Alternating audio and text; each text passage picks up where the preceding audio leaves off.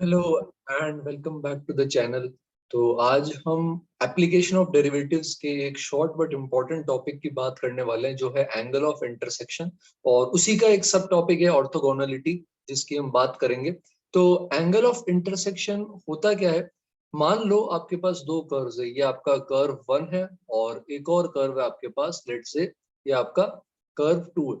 अब ये दोनों कर्व्स क्या करेंगे, एक पर्टिकुलर पॉइंट पे इंटरसेक्ट कर रहे हैं, जैसे ये पॉइंट है ना। मोर देन वन पॉइंट्स पे भी इंटरसेक्ट कर सकते हैं। तो एंगल बिटवीन द कर्व्स या angle of intersection of curves में क्या करते हैं हम, कि दोनों पॉइंट्स पर ये जो इंटरसेक्शन पॉइंट आ रहा है, इन दोनों पर हम इस पर हम क्या करेंगे, इन दोनों के टेंजेंट्स निकाल लेंगे, ये पहले वाले कर्व का और ये दूसरे वाले कर्व का। और इन दोनों टेंजेंट्स के बीच में ये जो एंगल होता है थीटा, इस एंगल को अपन बोलते हैं angle of intersection between the curves या एंगल बिटवीन द कर्व्स। तो टेंजेंट के लिए हमें पता है, टेंजेंट का स्लोप जो है वो हमें कहाँ से मिलता है, डीवाई बाई डी एक्स से, डेरिवेटिव से। तो हमने डीवाई बाई डी एक्स पहले कर्व पे किया, उसमें पॉइंट पुट कर दिया। इसी तरह डीवाई बाई डी एक्स दूसरे कर्व पे किया, उसमें हमने पॉइंट पुट कर दिया। और एंगल बिटवीन द लाइंस के लिए हम कैसे निकाल सकते हैं, स्लोप्स अगर हमें पता हो m1 m2, तो tan थीटा एक्यूट एंगल हमें मिलता है modulus of m1 minus m2 upon 1 plus m1 into m2। तो इस तरह से हम क्या कर सकते हैं, एंगल निकाल सकते हैं। अब अगर मोर देन वन पॉइंट्स पे इंटरसेक्ट कर रहा है, तो हर पॉइंट पे इंडिविजुअली टेंजेंट निकाल निकाल के हम ये फॉर्मूला अप्लाई करेंगे। अगर 4 पॉइंट पे कट कर रहा है, तो चारों पॉइंट पे हम क्या करेंगे, पहले पॉइंट ऑफ इंटरसेक्शन निकाला, चारों पॉइंट पे दोनों कर्व्स के डीवाई बाई डी एक्स करके जो स्लोप आ रहे हैं, हर पॉइंट पे tan थीटा का ये फॉर्मूला हमें अप्लाई करना पड़ेगा। तो लेट्स से एक एग्जांपल लेते हैं हम। लेट्स से आपके पास एक पैराबोला है y square equal to 4x, और आपके पास एक लाइन है, और इसके लिए इक्वेशन लिख लेते हैं y equal to, let's say क्या लें, x+1 ले लेते हैं, ऐसा। तो या कुछ कुछ और ले लेते हैं जो इसको इंटरसेक्ट कर सके। तो जैसे parabola Y square equal to 4x कुछ इस तरह से बनता है। अब मान लो ऐसी कोई लाइन लेना चाहते हैं जो ओरिजिन से पास हो और इसके किसी पॉइंट से भी पास हो जाए, ठीक है। तो हम जैसे 1,2 लेना चाहते हैं, तो इसकी इक्वेशन हमारे पास क्या हो जाएगी, ये इक्वेशन हो जाएगी y equal to 2x type की। तो जैसे ये इक्वेशन ले लेते हैं y इक्वल टू 2x। तो अब आप यहाँ पर अगर ये डायग्राम देखेंगे, तो आपको पता चलेगा कि ये पैराबोला है और लाइन इस तरह से यहाँ से पास कर रही है। तो अब ये लाइन और पैराबोला दो पॉइंट्स पे मीट कर रहे हैं, एक तो ये पॉइंट और एक ये पॉइंट, और हम दोनों पॉइंट्स पर एंगल निकाल सकते हैं, ठीक है। अब लाइन के केस के अंदर तो बड़ा ही आसान है ना, क्योंकि यहाँ पर dy by D x directly यही आ जाएगा। तो हम यहाँ डीवाई बाई डी एक्स करते हैं, पहले पैराबोला के लिए करते हैं। तो 2y dy by D x, इसकी वैल्यू आ जाएगी आपके पास 4।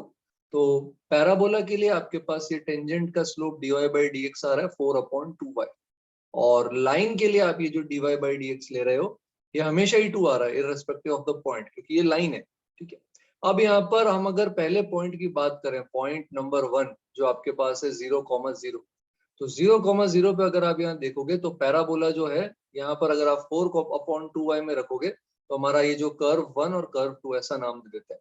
तो और इनके स्लोप है m1 m2, तो यहाँ पर आपके पास ये इनफाइनाइट आ जाएगा और ये आपके पास 2 आ जाएगा। तो ये इनफाइनाइट पर है ना, और ये दूसरा वाला इसका स्लोप 2 है। तो इसके केस के अंदर हम यहाँ पर डायरेक्टली ये फॉर्मूला लगाने की जगह हम यहाँ पे क्या कर सकते हैं, चलो फॉर्मूला भी लगा सकते हो। अभी के लिए मैं m1 स्लोप को m1 ही बोलता हूँ। ये आ जाएगा mod of m1 minus 2 upon 1 plus 2m1। और यहाँ पर m1 जो है वो इंफिनिटी की तरफ जा रहा है, तो इसे लिमिट की तरह ट्रीट करना है। तो m1 इंफिनिटी जा रहा है, तो m1 ही है जो इसमें मैटर करेगा, तो आंसर आ जाएगा हाफ। तो tan थीटा क्या हो जाएगा आपका, हाफ। सेकेंड पॉइंट जो आपके पास यहाँ पर आ रहा है, वो आपके पास है 1,2। अब 1,2 पे इसका स्लोप क्या आएगा, अगर आप यहाँ पे 2 रख दोगे तो ये 1 आ जाएगा, और इसका स्लोप तो क्या है, 2 ही है। तो आप यहाँ पे लगाओगे तो tan थीटा क्या आ जाएगा, 2 माइनस 1 अपॉन 1 प्लस 1 इंटू 2। तो इस तरह से आपके पास एंगल आ जाएगा दूसरे वाले पॉइंट पे। तो दोनों पॉइंट्स पे हमने angle of intersection find out कर लिया। और यही जरूरी नहीं है, कैसा भी क्वेश्चन हो सकता है। जैसे मान लो Y square equal to 4x है और x square equal to 4y है, इस टाइप का जैसे कोई कर्व है। तो अब यहाँ पर ये दो पैराबोला है आपके पास, है ना, एक इस तरह का पैराबोला और एक इस तरह का पैराबोला। तो अब आप इसे सॉल्व कर सकते हैं। एक पॉइंट आपके पास आएगा 0 0, है ना, और दूसरा पॉइंट अब आपके पास अगर यहाँ पर आप देखोगे तो पॉइंट, एक और पॉइंट आपके पास क्या आ रहा है 4,4, है ना। तो ये 2 पॉइंट आ रहे हैं, तो जैसे दोनों का डिफरेंशिएशन कर लें तो पहले वाले के अंदर dy by dx आ जाएगा 2/y, और सेकंड वाले के अंदर dy by dx की जो वैल्यू आएगी ये आ जाएगी आपके पास x/2। तो फर्स्ट केस जो आपका 0,0 वाला है, केस 1 के अंदर आपका m1 स्लोप इन्फिनिटी आएगा और m2 स्लोप 0 आएगा। तो जाहिर सी बात है, एक वर्टिकल लाइन एक हॉरिजॉन्टल लाइन है, तो इनका एंगल ऑफ इंटरसेक्शन यहाँ पे क्या हो जाएगा 90 डिग्री। ठीक है, तो ये हो गया आपका 90 डिग्री। सेकेंड चीज जो आपके पास यहाँ पर आएगी वो है 4,4। 4,4 अगर आप रखोगे तो फर्स्ट में आपके पास आ जाएगा स्लोप हाफ, और सेकंड में आपके पास आ जाएगा 2, और फिर आप फॉर्मूला लगा दें 2 minus half upon 1 plus 2 into half, बस यही करना था। यहाँ से आपके पास tan थीटा आ जाएगा। अब ऑर्थोगोनलिटी में क्या होता है, अगर मान लो दो कर्व्स कट कर रहे हैं और उनका एंगल ऑफ इंटरसेक्शन अगर 90 डिग्री आ जाता है, ठीक है, और 90 डिग्री का मतलब है tan थीटा अनडिफाइंड, तो आपका ये डिनोमिनेटर 0 हो जाता है। तो ऑर्थोगोनलिटी के केस में आपका ये m1 इंटू m2 का प्रोडक्ट ये -1 के बराबर आ जाता है, तो हम उन कर्व्स को ऑर्थोगोनल बोलते हैं। बट एक इंपॉर्टेंट बात है, ऑर्थोगोनल अगर होंगे तो हर पॉइंट पे ऑर्थोगोनल होनी चाहिए, एक पॉइंट पे 90 डिग्री से काम नहीं चलेगा। अगर 4 पॉइंट्स पे कट कर रहे हैं तो हर एक पॉइंट पे 90 डिग्री आना चाहिए, चाहे m1 m2 -1 आए, चाहे आपको डायरेक्टली दिखने लग जाए कि एक लाइन हॉरिजॉन्टल एक वर्टिकल है, जैसा पैराबोला में दिखा था। तो ये पैराबोला दोनों ऑर्थोगोनल नहीं है, क्यों? भले ही फर्स्ट केस में ये 90 डिग्री बन रहे हो, बट सेकंड केस में 90 डिग्री नहीं बन रहा है ना। स्पेसिफिकली एक पॉइंट पे पूछे कि इस पॉइंट पे ऑर्थोगोनल है क्या, तो अलग बात है, तो बोल सकते हैं कि हाँ भाई इस पॉइंट पे 90 डिग्री बना रहे हैं। बट ओवरऑल अगर आप देखोगे तो हर एक पॉइंट पे 90 डिग्री का एंगल बनना चाहिए, तो ये यहाँ पर ऑर्थोगोनल नहीं है। तो ऑर्थोगोनलिटी, एंगल ऑफ इंटरसेक्शन से भी ज्यादा ऑर्थोगोनलिटी इंपॉर्टेंट है, और मेंस में ऑर्थोगोनलिटी के कई बार क्वेश्चंस आते हैं, एडवांस में भी एक बार आया था। तो अपन एक सैंपल एग्जांपल यहाँ देखते हैं, और फिर मैं एक और क्वेश्चन आपको करने के लिए बोलूंगा, ठीक है। तो जैसे मान लो आपके पास एक कर्व है, दोनों एलिप्स है, x² upon a plus y² upon b equal to 1, है ना, और x² upon c plus y² upon d equal to 1, ये प्रीवियस ईयर में आया हुआ है जेईई में। तो यहाँ पर उन्होंने बोला था कि ये दोनों कर्व्स ऑर्थोगोनल है, तो अब आप ABCD में क्या रिलेशन है ये आपको फाइंड आउट करना था। तो अब यहाँ पर हमें एक तो पॉइंट ऑफ इंटरसेक्शन भी नहीं पता, और इतना पता है कि ऑर्थोगोनल है, तो अभी हम इस पूरे को सॉल्व करने की जगह ऐसा अज्यूम कर लेते हैं, है ना। तो सॉल्यूशन के लिए हम क्या करते हैं, फर्स्ट केस में हम अज्यूम कर लेते हैं कि मान लो x, y ये पॉइंट ऑफ इंटरसेक्शन है। तो पॉइंट ऑफ इंटरसेक्शन है तो सिंपल सी बात है, दोनों कर्व्स पे लाई करेगा, तो पहले वाले कर्व पे रख देते हैं x, y, तो ये रिलेशन मिल जाएगा जो ऑलवेज ट्रू है x, y के लिए। और x² upon c plus y² upon d second curve पे रख देंगे तो ये रिलेशन आ जाएगा। बाकी के लिए हम क्या करेंगे, अब क्योंकि ये ऑर्थोगोनल है तो x1 x2 पे m1 m2 का प्रोडक्ट -1 होना चाहिए, 90 डिग्री पे कट कर रहे हैं, तो आप इसका डेरिवेटिव लेंगे तो ये ऐसा बनेगा 2x upon a² plus 2y upon b into dy by dx बराबर 0, है ना। डेरिवेटिव लिया हमने x के रेस्पेक्ट में, तो यहाँ से फर्स्ट केस के अंदर आपका जो m1 है, जो आपका dy बाई dx है, इसकी वैल्यू आपके पास आ जाएगी -bx a² और अपॉन में आपके पास यहाँ पर सॉरी -bx अपॉन b²x, हाँ -b² यहाँ पे b है, अच्छा मैंने यहाँ स्क्वायर लगा दिया इसलिए गड़बड़ हो गई। तो यहाँ आ जाएगा माइनस का bx और अपॉन में आपके पास आ जाएगा ay, तो ये आप यहाँ से ट्रांसपोज करके सॉल्व कर सकते हैं। सिमिलरली सेकंड केस में अगर आप डिफरेंशिएशन लेंगे तो dy बाई dx की वैल्यू आ जाएगी आपके पास माइनस में, यहाँ पे क्या आ जाएगा अगर आप सॉल्व करेंगे तो माइनस में यहाँ पर, तो इसमें जैसे डिफरेंशिएशन क्या आएगा आपका 2x by C plus 2y upon D dy by dx बराबर 0।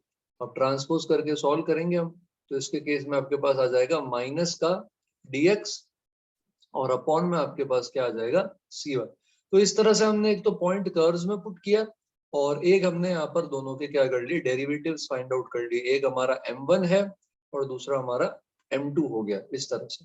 अब यहाँ पर m1 m2 -1 करेंगे तो मल्टीप्लाई करो इनको, तो bdx² upon acy² equal to -1 आ जाएगा। इसको रीअरेंज करोगे तो ऐसा बन जाएगा bdx² इक्वल टू -acy²। तो अब यहाँ देखो सिंपल सी बात है, आपको एक्स स्क्वायर वाई स्क्वायर उड़ाना है, एलिमिनेट करना है, आपको रिलेशन एबीसीडी में चाहिए, तो आप इन दोनों इक्वेशंस की हेल्प लो, है ना। तो मेरे को जो सबसे आसान तरीका यहाँ पे लगा इन्हें एलिमिनेट करने का, तो मैंने यहाँ पे क्या किया, इन्हें सब्ट्रैक्ट कर दिया। सब्ट्रैक्शन पे क्या बना, एक्स स्क्वायर कॉमन ले लो, 1/a माइनस 1/c, और प्लस वाई स्क्वायर के साथ आ गया 1/b माइनस 1/d, और आरएचएस में 0 हो गया। अब अगर ट्रांसपोज कर देंगे इसे, तो ये ऐसा बन जाएगा, x square 1/a minus 1/c बराबर minus Y square 1/b minus 1/d, और इसके आगे अब आप इनको सिंपली डिवाइड कर दो। अब अगर आप इनको डिवाइड करोगे तो एक्स स्क्वायर से एक्स स्क्वायर कट जाएगा, वाई स्क्वायर से वाई स्क्वायर कट जाएगा, और एलसीएम अगर अपन ले लेंगे तो ये रिलेशन हमारे पास आ जाएगा। बात समझ में आती है हमें? तो कुछ इस तरह से बन जाएगा अगर आप इसे सॉल्व करेंगे तो, है ना, 1/c माइनस ए, सब कुछ कट होने के बाद बराबर 1/d माइनस बी, इसको रेसिप्रोकल करके एक तरफ लिया जा सकता है। तो ये हमारा यहाँ पर इस तरीके से आंसर हो गया। बात समझ में आ रही? तो मैं एक क्वेश्चन आपको भी दे रहा हूँ जो आपको ट्राई करना है, और इसके अंदर आपके पास क्या, ये भी जेई के अंदर आया था, x इक्वल टू वाई की पावर 4 एक कर्व है, और एक्स वाई इक्वल टू के ये एक और कर्व है। अब हमें के की वैल्यू नहीं पता, और आपको बोल रखा है कि ये ऑर्थोगोनली इंटरसेक्ट करते हैं, है ना, ये ऑर्थोगोनली इंटरसेक्ट करते हैं। तो एग्जाम में उन्होंने ये पूछा था 4k स्क्वायर की पावर 8, इस तरह का कुछ पूछा था, तो बेसिकली के निकालना है आपको। तो अगेन आप इसको ट्राई करेंगे, और ट्राई करने के लिए आप क्या करेंगे, वही x, y दो पॉइंट्स मान लेंगे, तो x इक्वल टू वाई की पावर 4 और एक्स वाई इक्वल टू के, है ना, ये तो होगा ही आपके पास। और इसके अलावा अब आपको यहाँ पे क्या करना पड़ेगा, आप डेरिवेटिव लेंगे, तो जैसे इसका डेरिवेटिव आ जाएगा 1 equal to 4³ dy by dx, और नीचे वाले में प्रोडक्ट रूल लगा के डेरिवेटिव करेंगे तो y plus x dy by dx 0 आ जाएगा। तो आपका जो m1 है वो आएगा 1/4y³, और m2 है ये आएगा माइनस वाई बाई एक्स। तो यहां से अब आप क्या कर दोगे, m1 इंटू m2 की वैल्यू इक्वल टू -1। अब देखो सिंपल सी बात है, 3 इक्वेशंस हैं, 3 वेरिएबल हैं, किस तरह से आप एलिमिनेशन करोगे, सब्स्टिट्यूशन, मल्टीप्लाई, डिवाइड, ये आपको सोचना है। आप एक्स वाई के तीनों चीजें फाइंड आउट कर सकते हैं। तो ये मेरी तरफ से एंगल ऑफ इंटरसेक्शन और ऑर्थोगोनलिटी का एक शॉर्ट बट इम्पोर्टेंट टॉपिक था। आई होप आपको कंटेंट पसंद आया है, और अगर पसंद आया है तो प्लीज चैनल को सब्सक्राइब करें, लाइक करें, शेयर करें, और कमेंट्स में लिखते रहें। और जल्दी हम मिलेंगे नेक्स्ट टॉपिक के साथ, और तब तक के लिए जेई आ रहा है तो पढ़ाई करते रहें। चलो, थैंक यू।